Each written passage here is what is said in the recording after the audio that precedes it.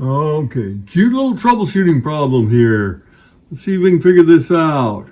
Okay, it is 80 degrees inside and it's set for 76. The furnace comes on if you want heat, but the air conditioning does not. No fan, no outdoor unit, nothing. Okay, let's look a little further. Okay, I have removed the cover here. There was a cover over this, and there's a transformer there. Well, I checked the transformer out. Power coming in, power coming out. But understand, look close at that transformer. So this looks like maybe a 20 VA transformer. Now that's not going to be enough to handle air conditioning. That'll handle the furnace. Now remember, the furnace worked okay, but the air conditioner did not. So now we have to figure out what's going on because there is no air conditioning. Now up here, we have a little box. Now I've already fixed this thing. So let's take a look inside this box. And lo and behold, there is another transformer in there. It's a 40 VA. Now that's the one I replaced because I've already fixed this thing. Let's take a look at that transformer on the bench. Okay, I've got this transformer out. I knew it was out before I ever pulled it out. It was very simple because power was going in, no power coming out. Now I put an ohm meter just to double check. You always want to double check this stuff. And the line is saying OL. That means there's an open in the line.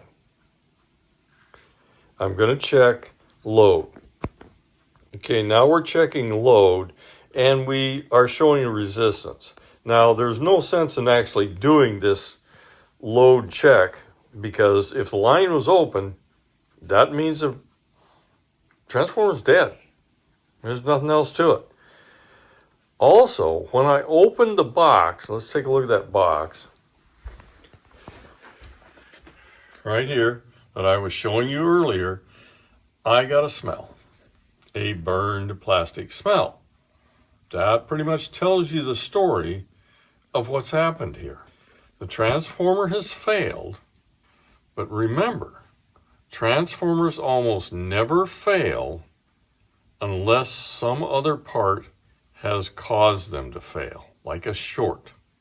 This could be a short to ground, this could be a shorted coil in a contactor, all sorts of things. So when you go to replace this transformer, you don't just replace the transformer.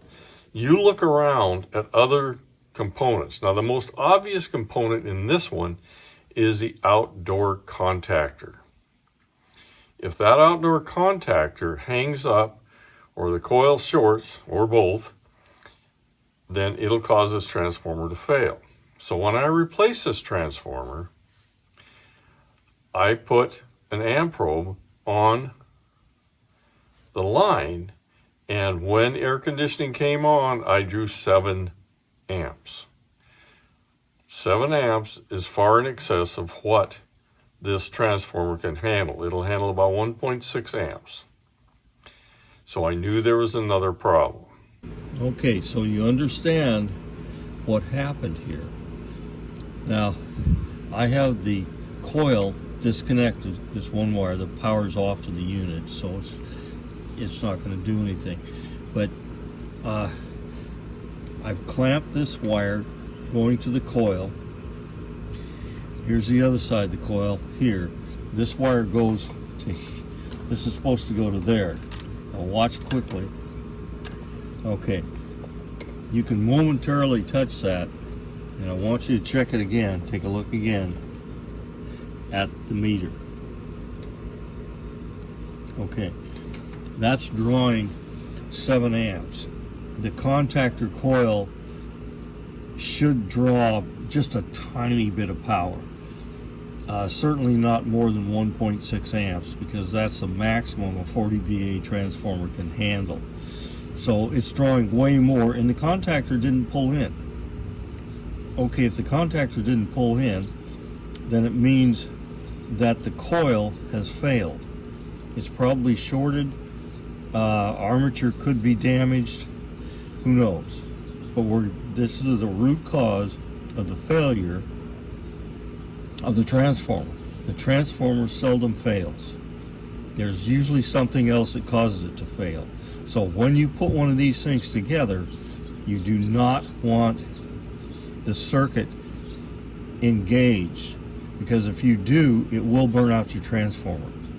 Like if you're calling for cool and you just replace the transformer saying, here, I got my problem. You put the transformer in, the unit tries to pull in the contactor, it doesn't, and it overdraws the transformer and burns out the new one. So that's the situation with this one. When removing the transformer, I usually will take the mounting screws off. This one has the mounting screws off. The power's off in this unit. And I will move it aside if I'm unsure of where all the wires go. So I'm going to move this one aside, and then I'm going to put the new one in, and then I can do wire for wire. Here I'm showing with the new contactor in, and I'm just going to take each wire off the old contactor and put it in the same place on the new contactor. Okay, a little thing about these push-on wire connectors. They sometimes are kind of loose. When you put them on, and I know I'm not doing a very good job of showing here, they're kind of loose, pop right off. You notice that? You just kind of slide right off. I need to crimp these things, and you replace them if you can't get them to crimp, but let's just kind of do a little show and tell on. Okay, you're going to take this, crimp down there, other side, same thing.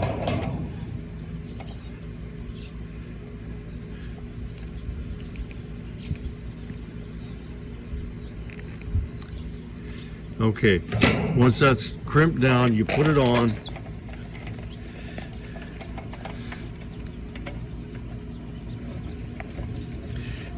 It's usually harder than heck to get on there once you crimp those, but it should hold tight. That's holding about as tight as I'm going to get. So everything's good here. Also wanted to note, you'll tighten these things down, and when you're finished, double check how tight they are. Tight, tight, tight. These things need to be really tight. Okay, the last part I haven't put on is the coil wire. I'm going to put that on now. Now the unit's not going to start. That one's pretty tight, so it's okay. Okay, you can hear it when I hook it up. That one's pretty tight. So now this one's working, and it should fire off normally. Okay, we're going to take a look at the old coil, the old contactor. I want you to see that coil is burned. It's overheated. Probably the armature didn't pull in. And I'll show you the armature in a minute. But you can see everything's melted in there, so the wires are burned in two. They're not burned in two, they're shorted together. Now there's an armature in here. When this pulls down, the magnetic pull pulls it down. Well, when that gets worn or who knows what, and it doesn't pull down, it will overdraw the coil and burn up the coil. And that's what happened. So our whole situation here was the contactor coil failed because the contactor failed to pull in because the armature was somehow damaged on it. When I first looked at this thing, this armature, I pressed this down and it resisted, and it broke loose and then came down. That's probably what happened.